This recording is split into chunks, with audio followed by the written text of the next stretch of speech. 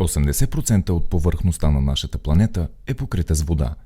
Това е същата тази вода, която циркулира в природата от милиони години и която и нашите предци са използвали за ежедневните си нужди. Малко се знае обаче за факта, че нашите предшественици са използвали водата много по-богато, отколкото ние в момента. Използването на хидроенергията датира още от Древна Гърция и Рим, където водните колела са били използвани за смилане на семена от житни растения. В Европа водениците започват да се използват масово някъде около 9 век. Впоследствие, с напредването на новите технологии, водните съоръжения са били изоставени и тяхното място заемат новите технологични изобретения. За щастие, в България все още има място, където средновековните хидромашини са не само запазени, но и напълно действащи. Пренасяме се в Габрово, най-дългият град в България, построен по протежението на река Янтра. Тук се намира и етнографски музей на открито Етър, място, представящо изобретателния дух на балканджията, пренесъл през вековете традициите за използването на водата като двигател и запазило духа на възрожденските занаяти.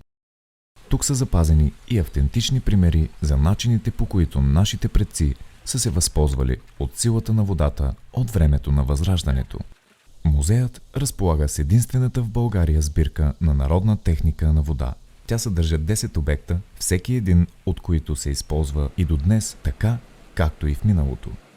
Тук се намират съоръжения, служещи за изработване на гайтан и дървени изделия, мелене на жито, точене на ножове и други. По протежението на целият комплекс тече река Сивек, част от която е отведена към по-тесен канал, наречен Вада и служещ за доставяне на вода с достатъчно налягане към водните съоръжения. Чрез дървени прегради, наречени саваци, хората са контролирали потока на вода към механизмите. Валявиците безспорно са едни от най-атрактивните инсталации за музея.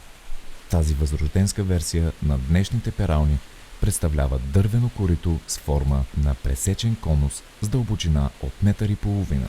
От вадището водата се отвежда до валявицата по открит улей. Той насочва водната струя в единия край на коритото, като образува водовъртеж, който пере тъканите на принципа на днешните центрофуги. Перилни препарати не са били използвани, а продължителността на обработка на тъканите зависи от материала и температурата на водата от 5 до 10 часа. Дървострогарството е другият от занаятите, живи и до днес в Етъра. Тук са разположени и дървени стругове, в които занаятът се предава от поколение на поколение. Дядо ми е един от първите майстори тук. Той научи братовчет ми на занаята. Повечето неща аз знам от братовчет си. Всъщност от малък покрай него в работилницата, 9-10 годишен някъде. Но основно от 16 години се занимавам професионално с това. Механизма е доста прост, една дълга дървена ос, която лагерува на две места. В единия си край има дървени перки и важното е да има течаща бърза вода, за да може да задвижва колелото. То принцип на струговане просто няма къде да се види на друго място. Постругарството в миналото се налага от самата природа на централната Стара планина. Бедна на плодородна почва, но богата на гори и буйна вода. В миналото най-голямо приложение на водата като двигател намираме в гайтанджийското производство. Гайтанът представлява плетен вълнен шнур, най-често използван за декорация на българските народни носии.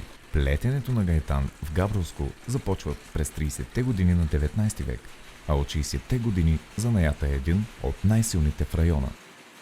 Затова интензивно развитие на гайтанджийството допринася използването на водата като двигател. Чарковете за плетене на гайтан се подреждат в специализирана сграда, наречена Гайтанджийска одая. Сградата е на 2 етажа, като на горният етаж са машините, а под пода са разположени двигателните механизми на чарковете. Водата задвижва механизмите долу, които посредством оси и зъбни колела карат машината да работи. Движението на дървените макари с прежда става по строго определен път, гарантиращ правилното изплитане на крайният продукт. Така сплетения гайтан се събира на дървени макари и е готов за боядисване.